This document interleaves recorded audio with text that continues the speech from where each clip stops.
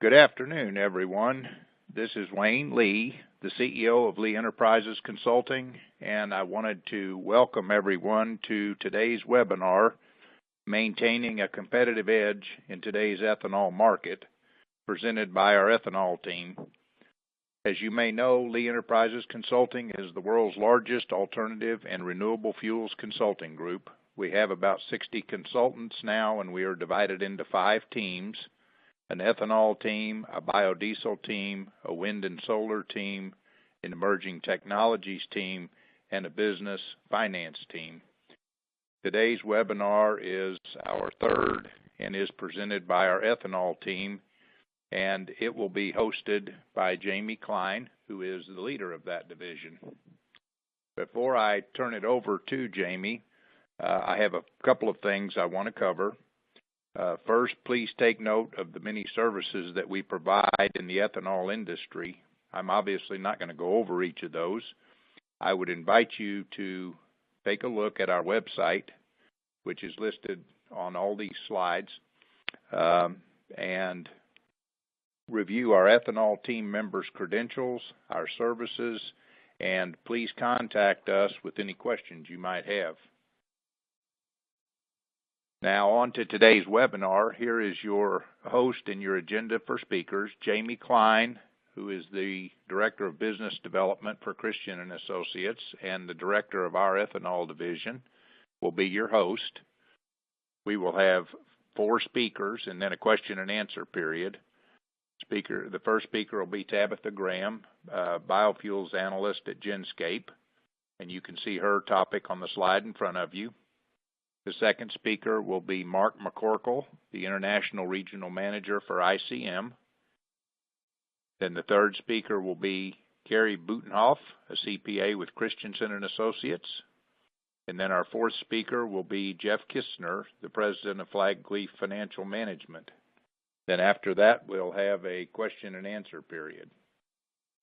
So Jamie, before I turn it over to you, let me introduce you. Jamie Klein is, as I told you, the Director of Business Development for Christensen & Associates. Jamie's got a bachelor's and a master's in agricultural economics from the University of Missouri and over 20 years experience in business development, sales, and project management in the agricultural and renewable energy sectors. Jamie, they can read about you on this slide and online, and with that, I'm going to turn it over to you.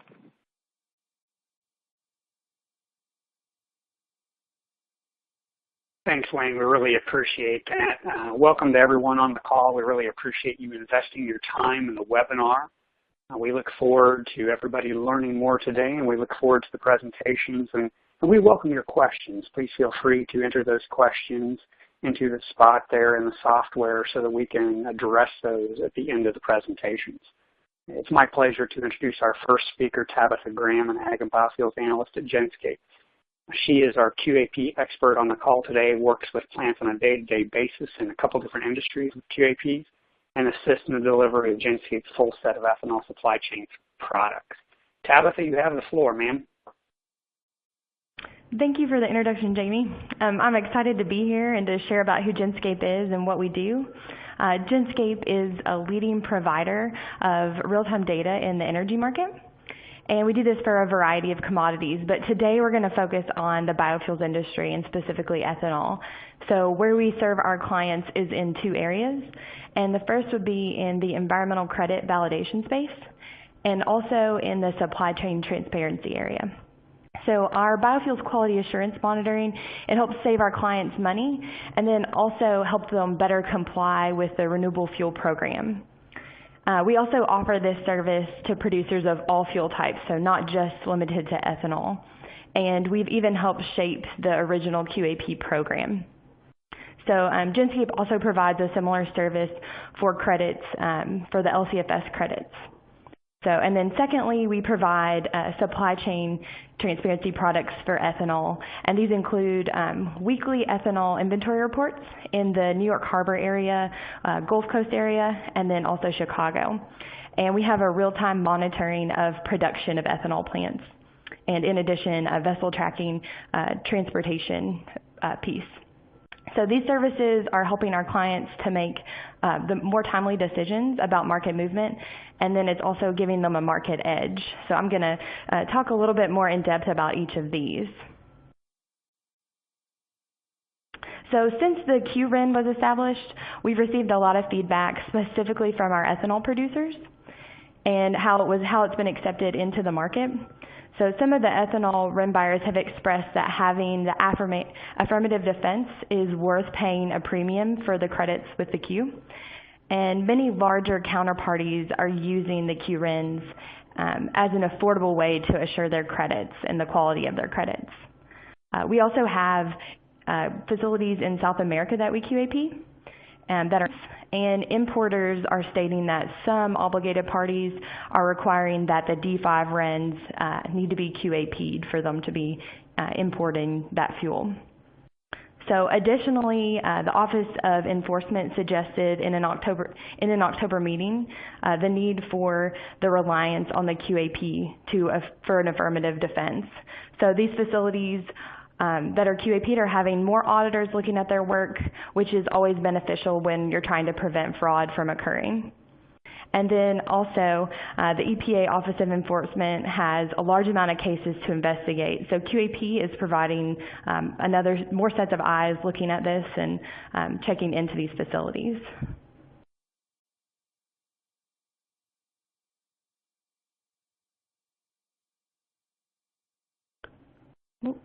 So QAP is related to biofuels production, but Genscape's involved in other areas of the supply chain, and our ethanol storage report is what is supplying transparency into what happens after the fuel leaves the facility and then when it arrives to the storage terminals. So what we do to determine storage level tanks is Genscape is measuring the elevation of the roof in a floating tank, and then we're using those pictures in the visual spectrum to look at that. And the infrared images are being used to detect storage levels in fixed roof tanks, and then to verify those readings from the floating roof tanks. So Genscape does a weekly flyover of each of the terminals that we look at, so that New York Harbor, Gulf Coast, and Chicago. And we collect that data and look into those storage level measurements. So our flights, those occur on Thursdays, and the reason we do that is to match up with the EIA's reporting, and that'll allow us to directly compare to the inventory levels. So the first area that we started doing this in for ethanol was with New York Harbor. And in this area, we monitor approximately 13 terminals and just over 2.5 million barrels. So you can see in this graph that the New York Harbor inventory data, it compares really well with the EIA's PAD 1 numbers. And so you can see here that the correlation is following well, and it's a good indicator of what's going to happen in that area for storage. So I also wanted to share what we've been observing in the Chicago area over about the past year.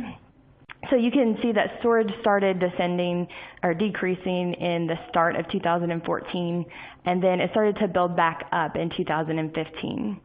And then in August, it's been stabilized since about August, and then since then it's decreased and came back up, but not quite to the level that it was earlier in 2015.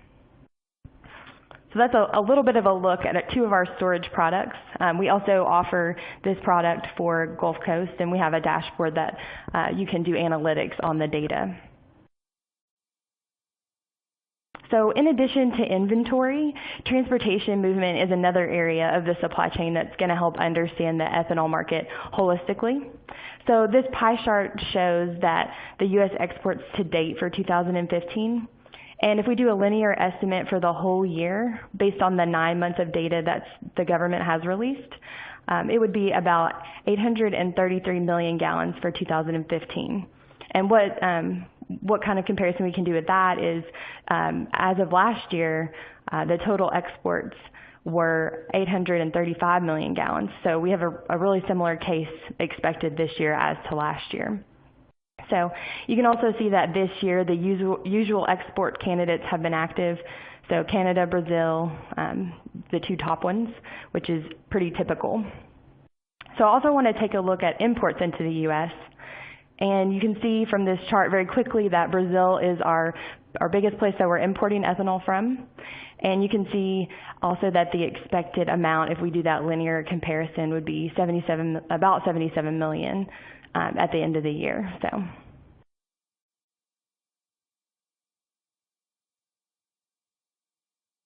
So in order to get ahead of the government data released, Genscape is starting to take a look at monitoring ships in real time that are transporting ethanol. So what we're doing to accomplish this is we're identifying areas of interest, and once that vessel has entered into one of those areas, we will start to note a lot of different details about it. So those details would include when a vessel is entering or exiting the port, when it is in a berth and what that berth typically holds and what kind of products it transports, the draft change of the ship, port data, and the next stated destination. So based on all of this noted information, when a ship will arrive to its next destination can start to be forecasted, so we can start making assumptions and deciding things even before data has been released. And once it actually arrives in that destination, we can confirm that where it's been through customs data in the U.S. or at another location. So what we're using to do this is our technology, which is called Vessel Tracker. And Genscape, using its Vessel Tracker technology to monitor ships, can basically take AIS signals through our proprietary technology to track these vessels in real time. So we have records of the ship's metadata, which would include what type of ship it is and the capacity of the ship and what it can hold. And then also dynamic data, so tracking its current location, what course it's taking to get there, where it's been previously, where it's going next, when we expect it to arrive there, and how the draft has changed over time, and then also its speed. So a lot of dynamic data can be measured through this vessel tracking technology. So we've been looking at specific ships, and I wanted to show a few examples today. So the first one is an example of an import that we've observed. And our vessel tracking team looked at this example specifically because it was more recent. And we saw that the ship left the port of Santos in Brazil on September 27th, and then it made 2 stops in the U.S. So one stop was to Selby, California, and the other was to Los Angeles, California. And then after we saw these happen, we also confirmed through U.S. Customs data that these were ethanol and that they did occur on those days. So I also want to take a look at the export data. So we've also observed these exports using Vessel Tracker. And a ship named UACC Doa left the U.S. from specifically the Vopak Deer Park Terminal in Houston, and this was on May 27th. So from there, it set off and went to Itagüí in Colombia to deliver ethanol. And just as we looked in our last example, this was also confirmed through customs data. So we used Colombian customs data to look at this specific occurrence. So that's a brief overview of a few of our biofuel services. We offer a lot of trials for our products, and we also are open to exploratory discussions at looking at supply chains. So feel free to contact me or someone on Wayne Lee Enterprises team, and we can get in touch and you can learn more. And I thank you for your attention, and I'll hand it back over to Jamie now. Thank you, Tabby. For our second speaker, I'd like to introduce Mark McCorkle, the International Regional Manager for ICM. He oversees sales for Canada, Europe, Asia, and Africa. So I hope he's been getting some work with his passport, some travel lately. Now, Mark has been with ICM for over 14 years, and in ethanol years, that is quite a while in this history, but ICM definitely has a lot of experience with a wide variety of plants throughout the U.S. and the world. Mark focuses on increasing revenue potential for existing operating plants. Mark, thanks for joining us. I'll turn the floor over to you. Thank you very much, Jamie, and thank everyone for their time today. As indicated, there's a lot of opportunity within the ethanol space yet today, and what I would like to provide for you today is talking about trends and technology in ethanol. The key things I want to talk about today is going to be the history of, kind of a brief history of ICM, kind of what's going on with the amount of plants that have been built, trends, and obviously the technology that's being offered today. Our history dates back about 20 years and as early as 40 plus years for the experience of our CEO and founder, Dave Vandergren. And with that, we've had the highs and lows throughout this industry, but currently we have about 325 employees. Our North American footprint is about 106 strong, and worth noting is about the 8+ billion gallons that is produced with fuel ethanol that is from our technology, and that is what I understand the most worldwide. We have about 25 plants that we actually built as the EPC contractor, and we had about 18 different non-ICM technologies for people who contacted us to come out and retrofit and rebuild their plants to bring them up to nameplate. Currently, we have 2 international plants, one in Hungary and one in Argentina. As you can see, majority of the plants that we are being built was built between 2004 and 2009. But beyond that, that was new plants. After that, it had to do with retrofits and doubling their plants. That being said, we have been able to help those plants quite a bit since then.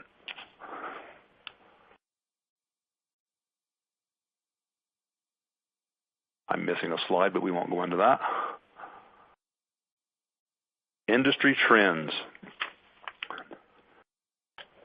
What are the industry trends? Most of the plants, as we talked about, were built earlier, but what you see as opportunities today in the ethanol space is incremental capacity changes.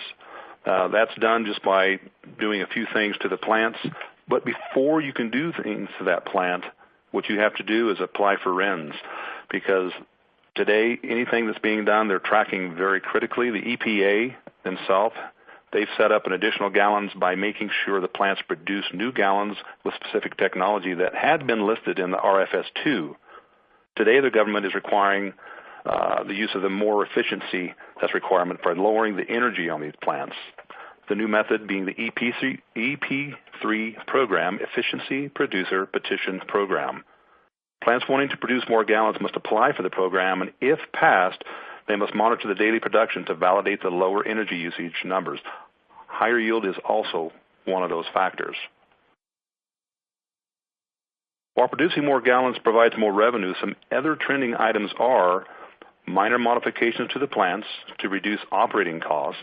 A good rule of thumb, it's not how many gallons you produce, but how much it costs to produce each gallon, as noted by our CEO, Dave Vandergren. Some options are upgrades in the CO2 internals, such as structured packing, upgrades in the distillation columns, such as degasification or distribution header, upgrades to any equipment that can reduce the energy load, such as high-efficiency motors. Adding new technologies to produce additional revenue streams is also an opportunity. Many plants, either ICM or non-ICM, can benefit from a plant audit to evaluate how they operate their plant. Pennies saved per gallon on production adds up to when you produce millions per year. So what are some of these technological options that we talk about? You can see from the picture that's more of a standard plant. What you're looking at here is just a very basic representation of a process flow. Obviously corn/wheat, etc., in received, milled, fermented, separated through the distillation where you use the vapors for fuel and the mash for DDGs, which is dried distillers' grains with solubles. Some of the technologies we're going to talk about today happen to be fiber separation and starch recovery, oil recovery, and decasification.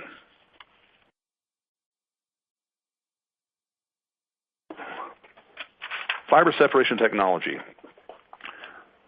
Before you can actually install fiber separation technology, you first have to install a starch recovery system, which we refer to as a selected milling technology. This first stage frees up more of the residual starch that's trapped within the mash that goes out with the dried distiller's grains and not utilized to produce ethanol. The second stage of the building block is the FST system, which removes the majority of the fiber from the mash stream, which reduces the solids into the stream to allow for more throughput on the front end of the plant.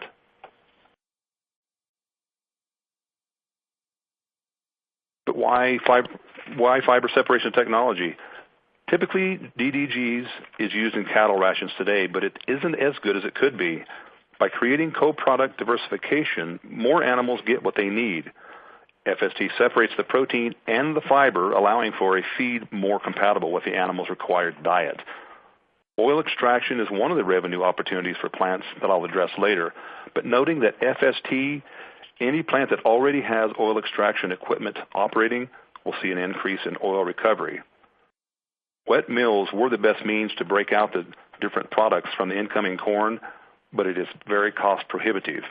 In 2008, ICM rolled out a dry fractionation product, but it too was too cost prohibitive. Today's answer and the first cost prohibitive opportunity is to include some wet mill technology within a grind process, which is FST. You can see from the chart on the right, with ethanol prices dropping, the added revenue streams of oil and high protein DDG not only make up the difference, but increase the revenue to the plants.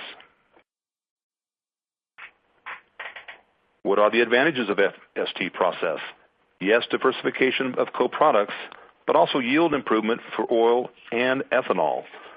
Reduction of ethanol usage, energy usage, reduction of chemical usage. What you see on the typical plant, which is basically in thirds, you get a third ethanol, a third DDGs, and a third CO2.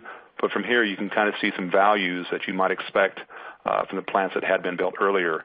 But just below that, you see that if you're looking more about diversification, you can now get additional ethanol. Now you have a high fiber feed, a high protein feed, and oil.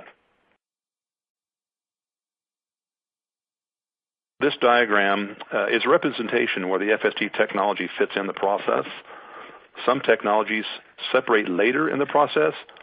ICM's technology starts early in the process to remove that fiber sooner, so it doesn't have to go through all of the equipment, therefore freeing up space for more corn and using the same equipment, therefore increased throughput. Food and fuel. One of the biggest complaints the ethanol industry received back in the day was the impact on food and the concern that feed supply used for ethanol production was taking away food opportunities, hence the coined phrase, food versus fuel. We've continued our efforts with education, and the first recognition was the acceptance of DDGS as a food/feed. Although it is targeted to animals, it is still a good food. Now with the inclusion of FST, there's a higher quality food component available. As the slide shows, corn in doesn't just equal fuel, it also produces food. The next opportunity is in oil recovery solutions. ICM offers a base tricanter system which consists of a centrifuge unit to spin the oil free. Competing technologies utilize a disc stack system. The ICM system extracts the oil after the evaporators from the syrup stream. Each technology has their pros and cons, but the BTS system has proven to be the superior unit on the market today. The diagram represents a simple process flow for the BTS. Feed from the tank into the centrifuge/BTS and separated into oil and solid streams distributed to the appropriate tanks. Degasification. The purpose of this technology is to remove the entrained CO2 from the first distillation column, that being the beer mash column. And the benefits are greatly improved vacuum level, greatly recognized during the summer, significantly reduced beer column carryover. It allows for additional column throughput, lessens cleaning frequency from the side stripper, therefore less fouling, lowers acidity and alcohol, helping with the ethanol spec, significantly reducing flashing in the beer feed pipe. The system consists of an additional vessel adjacent to the beer mash column. Final thoughts for you as you consider means to maintain profitability of a plant. Do you keep the plant as it is today, or do you seek out technologies to improve your bottom line? Where we are considering a plant to be a typical ethanol plant, as shown on the left, and the outputs you would typically see, you have the opportunity to be referred as a biorefinery, as seen on the right, with more revenue streams and more opportunities for these plants. With that, I thank you, Jamie, and turn it back over to you. Thank you, Mark. For our third speaker, I'd like to go ahead and continue moving forward in the interest of time.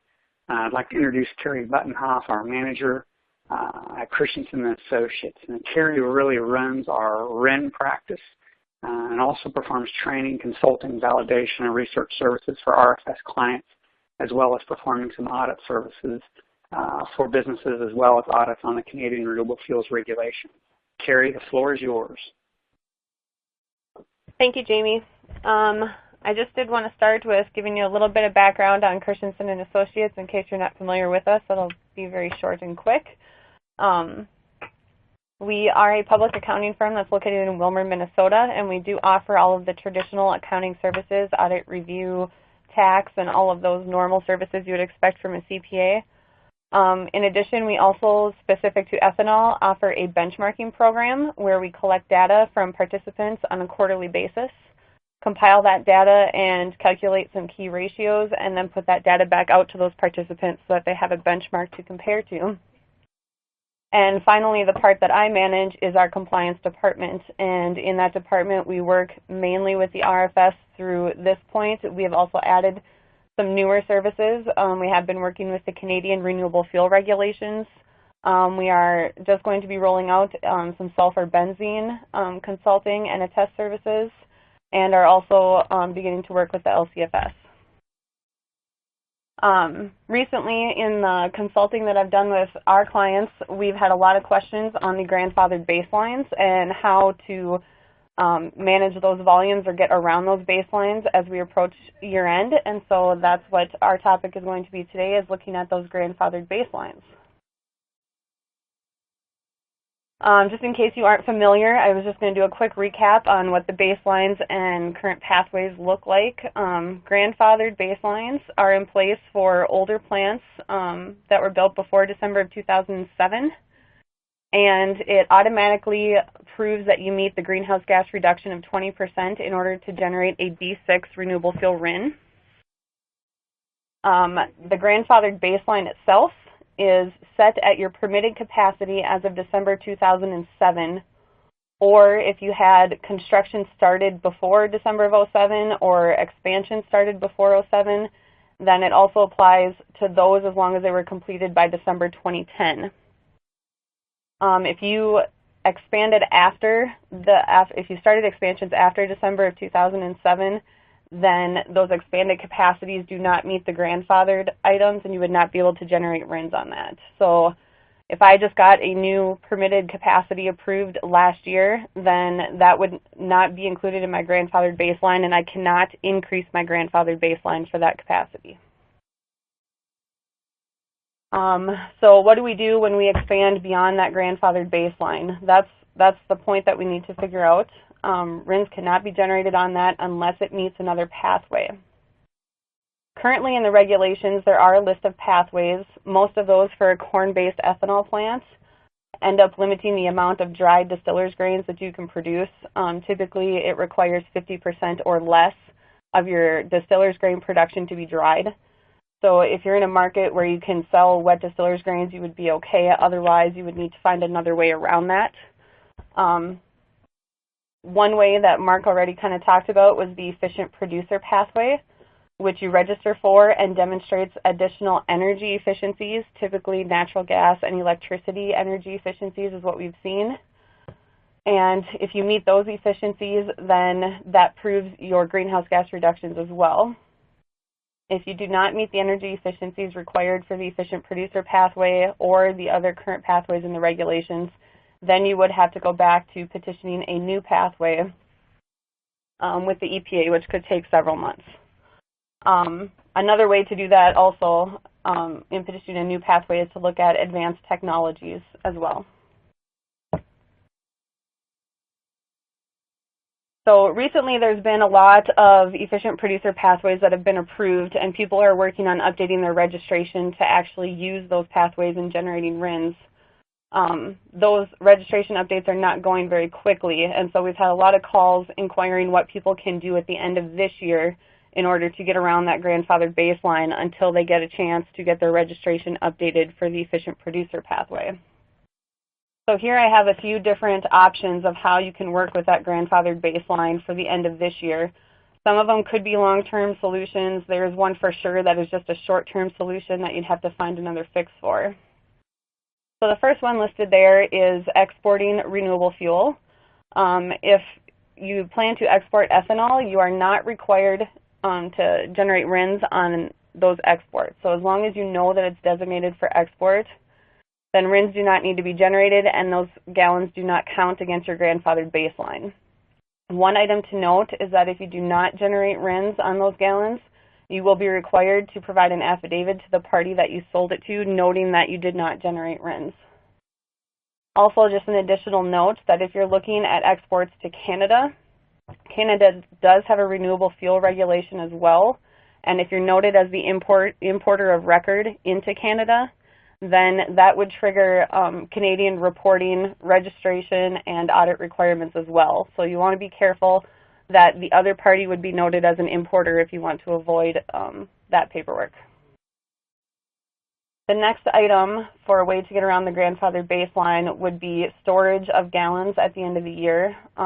Most of our ethanol plants generate RINs when the fuel has been denatured and temperature compensated as noted in the regulations, and that typically happens at loadout because the meter does the temperature compensation. So as long as you're generating your RINs upon loadout, then you could store gallons and hold those gallons until after the end of the year and then load them out on January 1, and those gallons would then go to your next year baseline. So you do need to have enough storage space in order to store enough gallons for what you plan to be over on your grand line. And then also just to note that this is not a permanent fix. So this is one that will get you through this year, but you'll need to look at another plan for next year because your problem is just going to compound as you end up generating a lot more on January 1 and reaching your grandfathered baseline sooner in the next year. The third main way to get around the grandfathered baseline would be to sell undenatured product. Under the renewable fuel regulations, ethanol is not considered a renewable fuel until it is denatured. So if you're selling alcohol, that does not require RIN generation.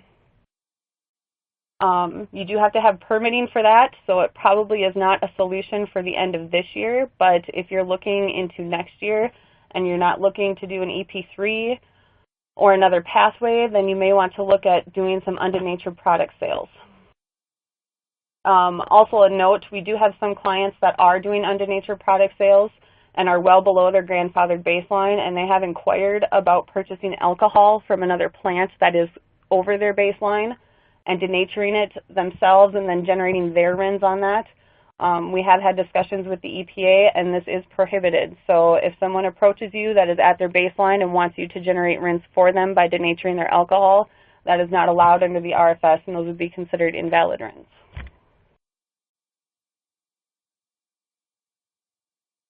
Finally, I just want to touch on a few efficient producer attest considerations. So as we're coming into these new pathways and people generating RINs under these new pathways with efficiency limitations, there are additional attest procedures that you'll see.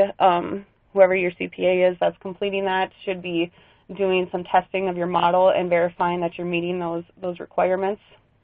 So beginning in the year that you generate RINs under the efficient producer pathway, we will be requesting your updated registration materials. So we'll want to see your OTAC reg form from within the EPA program. We'll want to see any updated engineer reviews, and also there's a required explanation of how you plan to model the required energy efficiencies. In addition, we'll also be requesting your actual energy model that shows that you've met the energy efficiencies that are in your pathway. And then we'll also be requesting samples of support for the model. So we won't be requesting the entire year's worth of natural gas and electricity usage from your providers to verify everything that's in the model, but we will be selecting some random samples and verifying that specific days or months are reported correctly in the model. So we will be requesting natural gas usage from your provider, electricity usage from your provider, or any other efficiencies that were noted in your pathway.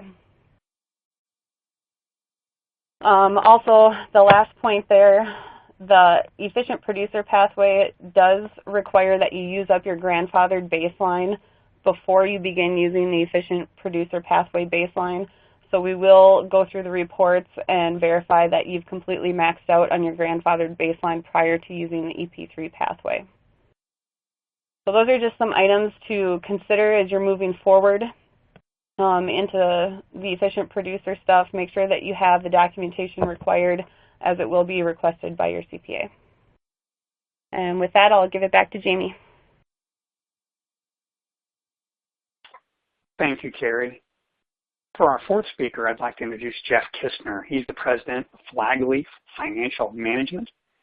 Jeff spent 20 years as a lender working for both local banks and for CoBank. Now he has his own business performing financial advisory and consulting services for renewable, food, and ag business sectors. Jeff, I'll turn it over to you.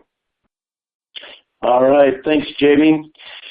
What I'd like to do is spend a little bit of time talking about the business and finance division and what we do and how the Lee Enterprises Network can fit into your business, or what services you provide, how we can assist you. This slide that I have up is just a summary of the second slide that was at the beginning, where I summarized the key services that we can offer as you are either developing, as you're reviewing, or as you are considering doing something with your current plant or building a new cellulosic plant. Back when I was a lender in the early stages, early development period of the ethanol Gen 1 space, I had many business plans seeking financing, and so I put together this 30,000-foot overview of some steps. And when somebody would walk in and say, we need to borrow money, where were you at in your process? And as the Lee Enterprises Network, we can actually provide assistance in each one of these. And so if you're in the beginning stages where you've had your initial meetings, we can help you strategize there, to how do you get your organization formed with the legal experts on the team, to securing some upfront seed money. Now, if you're a current plant and you're looking at adding on technologies like FST or one of the competitors, do you have enough working capital, and what is the proper working capital that you need? We do provide the feasibility work, and all of our feasibility studies meet the USDA requirements for grants and their B&I programs, where you do factor in the economics, the market, the technical, the financial, and the management aspect. And as you work on that feasibility study, that normally flows right into your business plan. And as I tell everybody that calls me, I like fluid business plans, not static, because things do change, and as you see improvements, you want to make those improvements, and it enhances that business plan. Plus, you're going to talk about the intrinsic value that you're bringing to your existing plant, or why you bring the value to the new construction project that you'd like to do. Then as you wrap up the business plan, how much equity do you need to raise, how much debt that is adequate or available as you talk with the banks, and we move into those areas, helping you develop your prospectus or meeting with your equity providers or the banks. Many times people go too soon, but once you have these steps in place, we have the experience to bring you that full circle to end up getting really the right capital partners in place for you. And then you start your construction. But as you do that, you need to understand your EPC contracts and what you're entering into and who's taking what risk. And which leads me into my next slide, risk identification. And as you sit down and you're developing your project, no matter if it's a bolt-on or if it's a brand new construction, you need to identify and assess risk. Nobody wants to take risk, especially the capital providers. And so take a look at your technology and construction. Are they proven? What's the contracts? Is the EPC, is it guaranteed, et cetera? But then how is it going to operate? Do you have experience on your team that can run your new technology or the bolt-on, or is there experience out there that you can bring into your community to make sure this plant produces? The third risk and assessment is your commodity and your feedstock. You buy a certain product to process into ethanol. Usually there's no correlation. So how do you manage that? Is there adequate supply? As you build your plant, are you going to increase that feedstock price? What's the other competitors out there? The fourth one is management. Do you have the right team? Making sure everybody understands the role that needs to be done to accomplish that value that you want to create.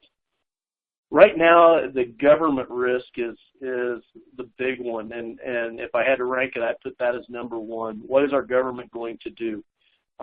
We hear a lot of debate, a lot of chatter, a lot of media reports, but how do you manage government risk, and how do you mitigate that? And once that gets calmed down, then it drops back down to the next go-around when there could be some changes. Over the past 3 or 4 years, I've actually increased currency risk as I'm working on projects that with an international flavor, currency has become a key factor. And how do you manage currency risk within your contracts? Is it all based on U.S. dollars, or will it be based on the currency of the country that you're bringing the technology from? The final slide that really highlights what does it take to attract the financing and bringing in the network here to assist is character. That's the 5 C's that all the bankers have memorized. What is the management team? Who is the management team? Where's their depth of knowledge coming from? And would your capital providers believe in that management team? Collateral, what is the value, what is the quality? These are all special use businesses, and therefore it's not like selling that 100 acres that everybody will buy, or that house down the street that has multiple potential buyers. This is a highly specialized collateral, and therefore you need to understand that quality and that value. They also look at capital, how much equity, how much debt, how much working capital. There's a difference between solvency and insolvency, and how do you strengthen that balance sheet? And we can give some guidance on the capital structures and layout. Capacity, can you repay? No matter if you're looking for equity or you're looking for debt, people want to make sure they get their principal paid back, and so it's the return of cash, and can you cash flow it? Conditions. That's the covenants that they put in place internally, but then you also have to look at your external conditions, and through the network we can provide guidance on what's going on in the external marketplace that can have an impact on your repayment ability, upon your capital, upon the value of your collateral. With that, I'd like to highlight three of the individuals that are working within this business finance division. The first is Catherine Rain. She is an appraisal. Not a lot of people are out there doing appraisals, or if they do, they don't have the experience, and we just want to highlight Catherine. Now, in addition to the appraisal work, there are evaluations, and many times if you're a Gen 1 plant looking at trying to figure out, do we add this technology or not, you want to sit down and say, what's the intrinsic value that we're bringing, and how do we value this new technology to our existing plants? And we can sit down and do the same thing. We can aid you and assist you in creating that valuation. The next person is Mindy Collier Associates. She's had 25 years of experience in grant writing. And with all of the stuff going on with the government, USDA, it's time to tap into getting some of the grant funds, or using the Business and Industry Guaranteed Loan Program, especially if you're struggling to find or attract banks with the guarantee they don't have to reserve against what the government backs. And Mindy wanted me to make a note that the next USDA deadline is May 2nd of 2016 for the REAP program. And in addition to Mindy, part of our network, I'm aware of at least 6 grants that have been approved and awarded in this last go-around with USDA. So we do bring some experience in aiding and helping get through the grant process. And the final expert that's in our division is in the capital funding area, and that's Sullivan and Worcester, a law firm out of Washington, D.C. And they have a network of equity investors, tax equity investors, lenders that will do project development, and hedging counterparties. And so their law firm specializes in this area of attracting capital. With that, I'm going to turn it back over to Jamie and take any questions that you have for the group.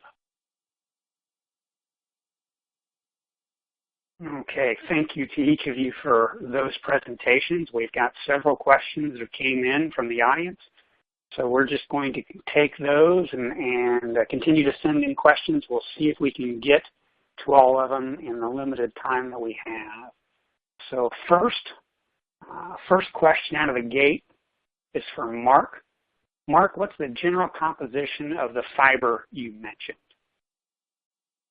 From the testing we're doing, we're seeing the fiber average about a 6% fat dry and about a 6% starch, 14% starch dry basis, and about a 21% protein dry basis.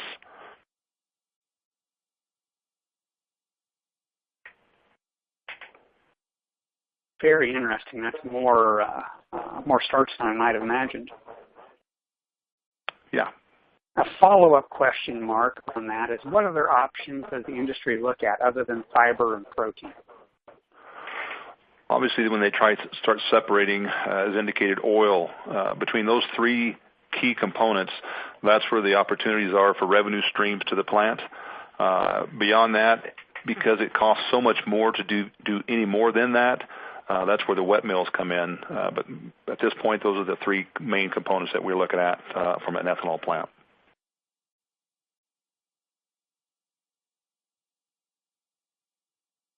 Okay, a question for Carrie. As you mentioned, the registration process has been very slow here at the end of the year for plants. Has there been any learnings from plants that have successfully made it through the process that other plants can utilize? Yes, I've heard some things. Just to note, there are a few that have actually been approved now. I think I've heard of maybe 2 or 3 that are approved and ready to actually start generating under the EP3 pathway.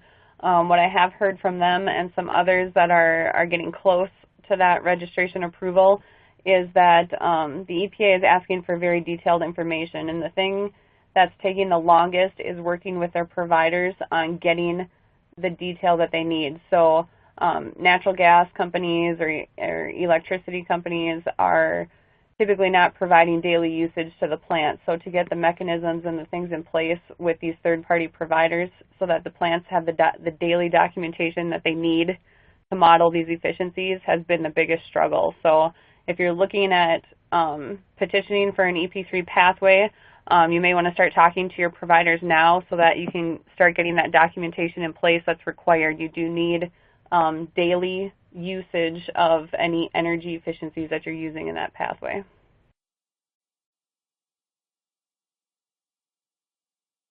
A follow-up question to that, Carrie, as we see the time frames changing and the RVO potentially coming out very soon this month, does this impact the time? And you mentioned increased information required on the EP3 side, and I know there's increased things required for your normal RIN attestation audit. Does that impact our time frames for the plant? The time frames on the actual registration, or just time frames on like the attest and stuff in general? Time required for the attestation to be performed. It will increases the work on the auditor side. I would say that it's not a significant amount of time for the plant other than gathering the information. So we're not planning on changing our timelines on when we start plant attestations or when they're completed. So I don't see anything real significant that you're going to have to look at starting your attest really early or anything. It'll mostly depend on how quickly the employees at the plant can get us that support documentation for those models and stuff. So I wouldn't see a huge change in the timelines that we're used to. Thank you, Carrie. Question from Mark. Does ICM have any other building block technologies after the FST you mentioned? Yes, we do. The building blocks we've tried to work from starts with the SMT up to FST, and the third one would be Generation 1.5. And the reason we call it Generation 1.5 is it's not all the way up to the Generation 2.0, which everyone associates with cellulosic technology. It is a cellulose because we take the fiber that has been already separated from the FST process and use that particular feedstock to generate additional ethanol gallons. The nice thing about that is you get additional ethanol gallons coming from the same plant, from the same corn that was already put into the plant. But yes, it's Generation 1.5.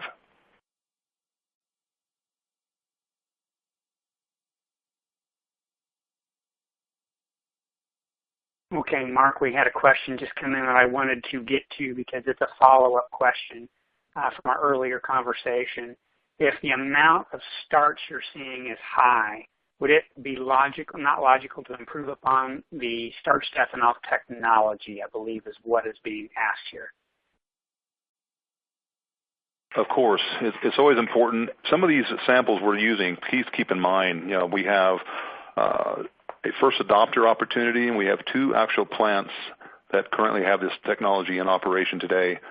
But what we're trying to do is validate these numbers. But this is what they're seeing today, and as a result, you are very clear, the individual who asked this, anytime you see that much starch, you want to find out why you have that much starch. And what we're finding, it depends upon if you have your hydro heater in operation or not. When the hydro heater is in operation, those starch numbers go down greatly. Therefore, your protein value goes up.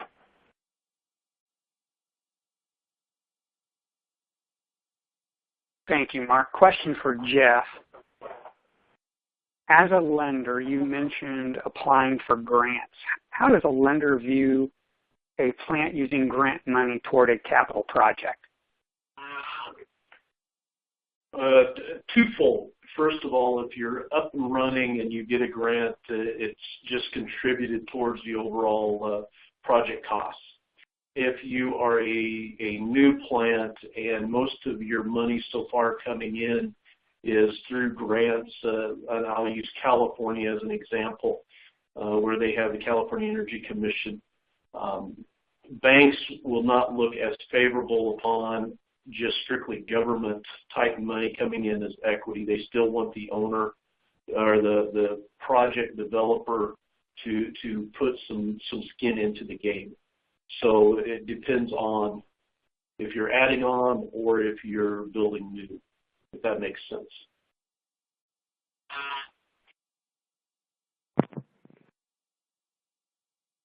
Yes, that definitely makes sense. Thank you, Jeff. And I think that's all the time we have here today, this afternoon. We will continue to address, we've got some other questions we'll address individually after the presentation. With that, Wayne, I'll turn it back over to you to finish things up. All right. Thank you, Jamie. And before we end, I would like to, we get a lot of questions oftentimes asking the different speakers to expand on the services that they can provide for ethanol plants. And if you have those questions, I would start by saying take a look at the second slide on this presentation, which tells all the services in the ethanol arena that Lee Enterprises and the strategic partners can provide. You'll find some that are in-house services like grants and appraisals and feasibility studies and that kind of thing, and you'll find others that are done through our strategic partners like insurance and EPC contractors, safety, rail service. We've got accountants, we've got legal. All of the speakers on today's talk are members of strategic partners of Lee Enterprises, Genscape and Christensen and Associates and ICM and Flagleaf. So with that, there's not much we can't provide. I said take a look at the website at one time, and I don't see it on here, but it's www.lee-enterprises.com. And if you have any questions in particular that you didn't get out, you always can feel free to email us. Ashley, whose email and pictures up on the frame now, is the one that is the administrator from our office for the ethanol division, so feel free to contact Ashley at Lee Enterprises. And with that, I want to thank Jamie and all the speakers. Please don't forget, everybody, if you would, to give us your feedback. We'd very much appreciate it if you'd fill out the survey to tell us how we did. You should see it on your screen immediately following the presentation. And with that, I want to wish everybody a good afternoon, and thank you again for attending.